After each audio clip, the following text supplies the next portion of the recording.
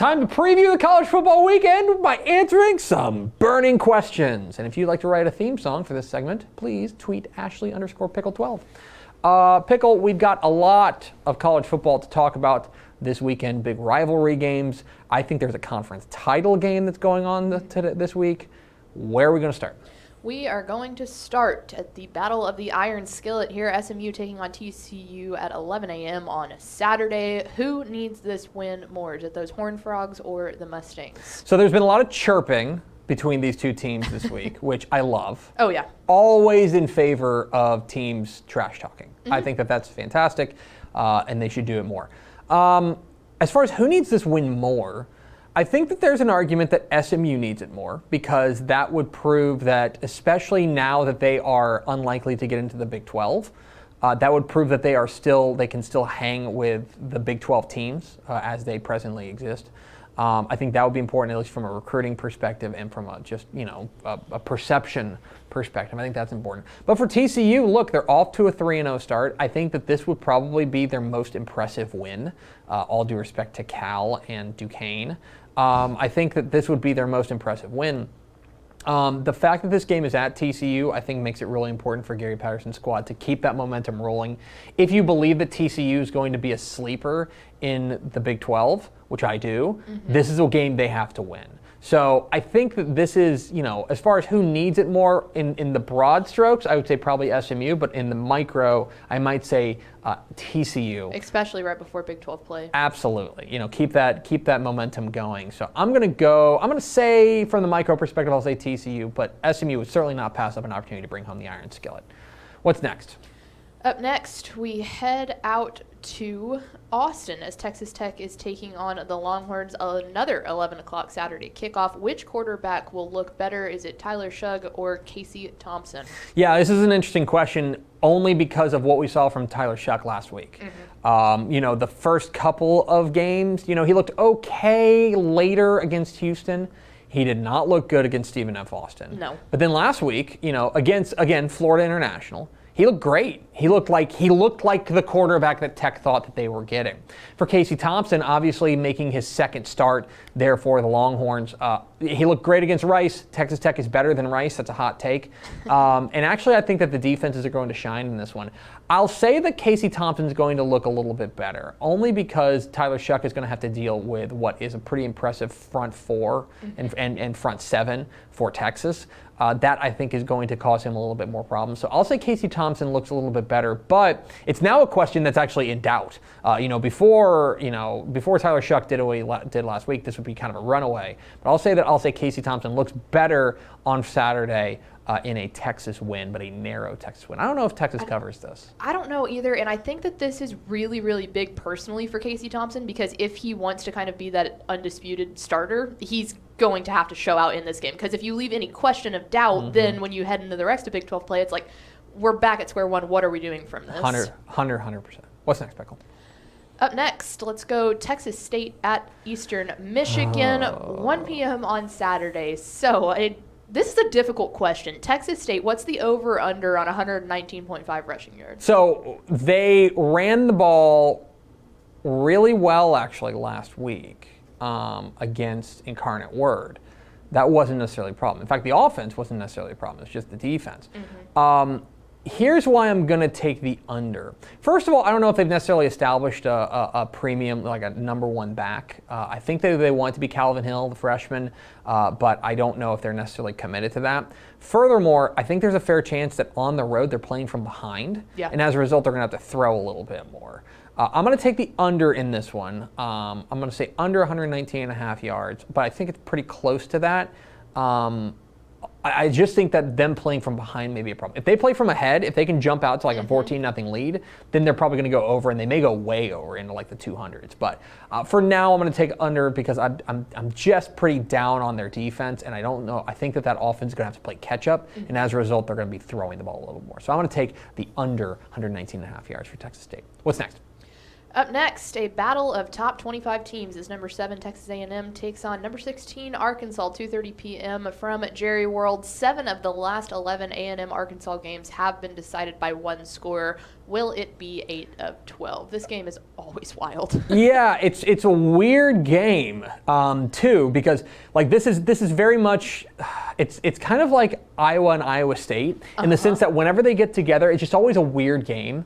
It's always close. Like teams, they play to each other's level. Like if one team's really good, the other team will play really well. If the other team's really bad, then the other team will play down to them. Now I think both these teams are pretty darn good.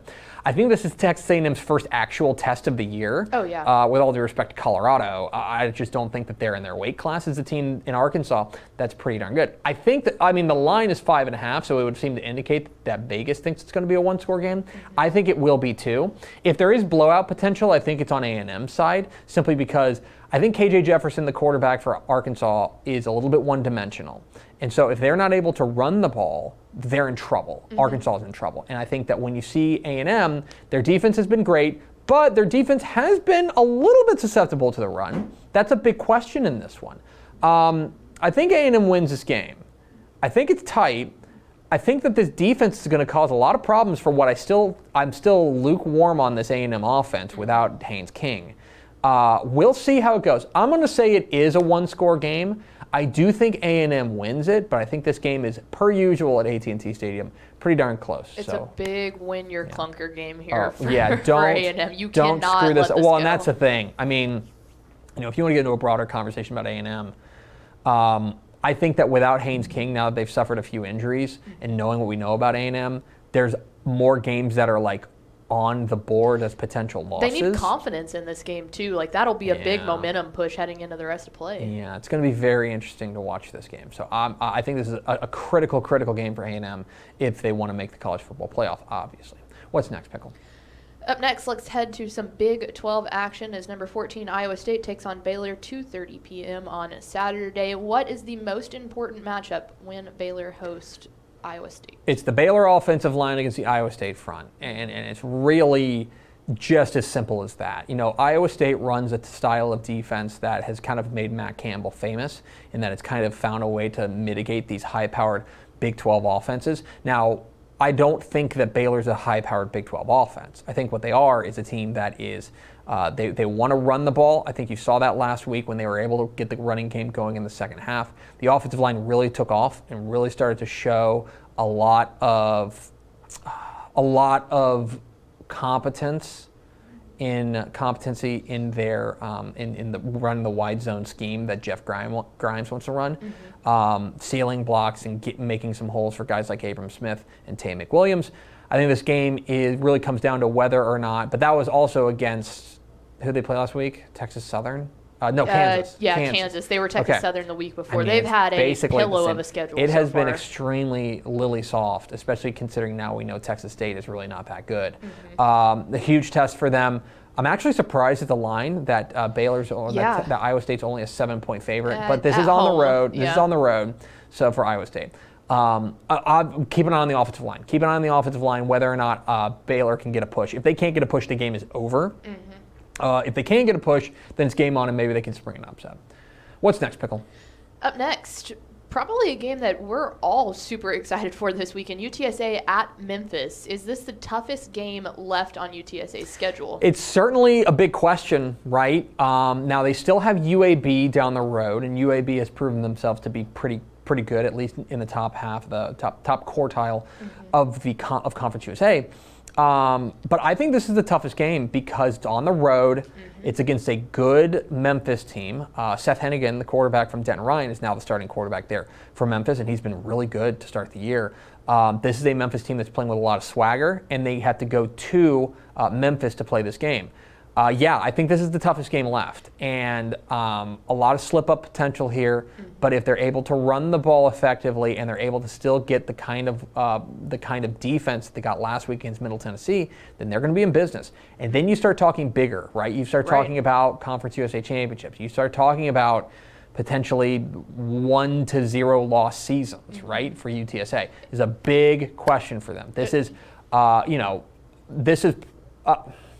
I mean, I don't know. It's hard to compare Memphis and Illinois, right? Those are two vastly different programs in two vastly different spots. But if they beat Illinois, right, that was considered a big upset. This would not be as big of an upset, but I also think it might be a tougher test. Right. So very intrigued by this game. I think this might be my favorite game of the week. I'm very excited about it. If they win this, I think it's hard to figure out someone in Conference USA that could beat this team. If they win this game, obviously if they would make it to a Conference USA title game, they play a good team. But if they win this game, I think they'll be favored in the rest of their games, at least by Vegas. Oh, yeah. So I wouldn't doubt that at all. A lot on the line Saturday afternoon in Memphis. What's next, Pickle? Up next, looking for win number 1, I believe, for both of these programs. Texas Southern at Rice, 5:30 p.m. on Saturday. What would signify a good game for Rice against an opponent that is just not very good? Texas Southern's riding the struggle bus. They are. Texas Southern hasn't won a game on the field since 2018, and they're an FCS team. I mean, Rice is going to win this game. Rice is going to move to 1-3 on the year. We've got to see some offensive competency from the quarterback spot, right? Luke McCaffrey or Wiley Green, whoever they throw out there, they've got to have some competency at the quarterback spot. Furthermore, I mean, we didn't have big concerns about the defense until last week when they kind of got smoked by Texas. Now, Texas is on a different level. Like, let's admit that. But at the same time, like, I want to see the defense bow up and get back to what they looked like for long stretches against Arkansas. Get back to what they looked like in, I guess really it's been 2 games in a row because Houston kind of exposed them too. Right. I'm going to say that I really want to see the defense take a step forward, and we've got to see some competency from quarterback. This is one of those games to me that you have to show style points. Yeah. I worry a lot about Rice if they're not able to show style points here. If this game finishes like 31-7, yeah, I'm more concerned about Rice. I'm going to be really upset. Yeah. Like personally upset. What's next, Pickle? Sad hooting at that point. Our small school game of the week, number 6, HardinSimmons at number 1, Mary Hardin Baylor, 6 p.m. on Saturday. Is this low-key the biggest college football game of the week in Texas? Yes! Hang on, was that a no? That was a yes. Okay, sorry, got confused. HardinSimmons and Mary Hardin Baylor is for the American Southwest Conference Championship. These are the 2 best teams, very clearly in the American Southwest Conference. Mary Hardin Baylor, the number 1 team in Division 3. HardinSimmons, the number 6 team. Mary Hardin Baylor has looked every bit the part of what Mary Hardin Baylor tends to look like, which is a juggernaut. But this is a huge test. And HardinSimmons, there is no love lost between these 2 teams. And I think they know it. I think they understand that what's on the line here. The fact this game's in Belton, I think, is a big advantage for the Crew. It's a great rivalry. For Mary Hardin Baylor, or rather for HardinSimmons, the question is going to be, can they get that offense going against what is traditionally one of the very best defenses in Division 3 there at Mary Hardin Baylor. Pete Fredenberg does an unbelievable job. I think this game's going to be a lot of fun. If history is any guide, this figures to be really close. This game is streaming, and I'm fairly certain it's streaming for free. So if you go to the HardinSimmons or Mary Hardin Baylor website, you can watch this game 6 o'clock. And by the way, the night slate of games is not super great. So get to this game Saturday, 6 o'clock. So that is the biggest game of the week in college football in Texas is Mary Hardin Baylor and HardinSimmons. What's next? Not the biggest game of the week, probably, as North Texas takes on Louisiana Tech, 6 p.m. on Saturday. They're looking for a bounce back. If North Texas is going to spring an upset, what in the world has to happen for the Mean Green? Do something. It's like the meme of the guy, the stick figure with the stick. Like, hey, do something. Well, I mean, first and foremost, they got to shake off last week. Yep. And they've got to move forward and say, that was not us. We all just had a bad game. We're going to move forward. They have got to get some sort of defense against the pass. Because they were torched last week against UAB, and UAB is not a team that passes the ball particularly effectively. But they got torched. Louisiana Tech is a team that passes the ball particularly effectively. Austin Kendall, the Oklahoma transfer, is there, and go ask SMU. If they are going to pull off this upset, the defense has to step up in the secondary.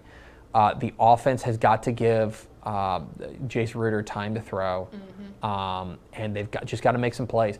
The other thing is, I think what we're figuring out about this North Texas team is they have to play from ahead. They have to play from ahead. They're going to dig themselves a hole. If they fall behind, and especially if they fall behind by like 10 points or so, it feels like they do not have that explosiveness to come back in a hurry, to have that counter punch.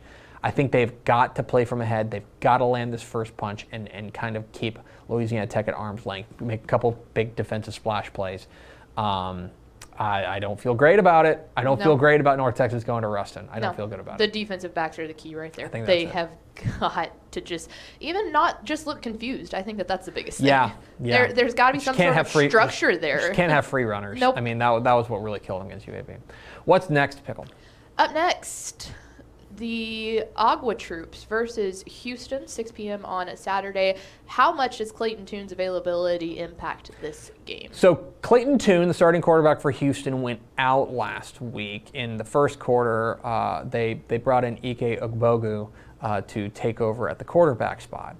And he performed fine. He's not as good as Clayton Toon. I don't know if that's necessarily really breaking any news here. But I also don't think it's going to matter this week. Navy is bad. Navy is very bad. And Navy's going through a lot of weird things behind the scenes, too. Like the athletic director tried to fire the offensive coordinator out from underneath, Ken Niumatalolo, and that's caused like a big rift at Navy. It's a weird situation there. They do not have a quarterback, and when they do not have a quarterback, they kind of stink. They're bad this year, and so it shouldn't matter. I think that Houston's defense should be able to shut down the triple option simply because this is a pretty neutered version of the triple option that Navy's running right now. So I don't think it's really going to matter whoever's taking the snaps. I think that Houston's going to be able to get to 31 points or so and coast. Like, I just don't think it's that big of a deal because this says more about Navy than it does about Houston. And if there ever was a time, Clayton Toon, they say it's day to day. It depends on how he's going to be in practice. If I'm Dana Holgerson, I hold him out this week. Oh, yeah. And I just say, look, we feel like we can win this game without him. I hold him out, try to get him right for the real heart of American Athletic Conference play. I'm gonna say it doesn't really have that much of an impact on it. I agree. What's next, Pickle? And finally, we go New Mexico at UTEP, 8 p.m. on Saturday. UTEP hasn't covered a home spread since September 2016. Is this the week? I know you're itching at this question. Okay, so UTEP's a 1.5-point favorite at home. They have not been. They are favored. This is the 5th time since 2014 that they are a home favorite against an FBS team. Okay. Now, New Mexico is bad. Go ask A&M if New Mexico is bad. New Mexico is bad. And it's like, let's talk about more weird situations. It's a weird situation with Doug Martin out there in New Mexico. It's just not going well for the Lobos right now. I think that UTEP does cover it.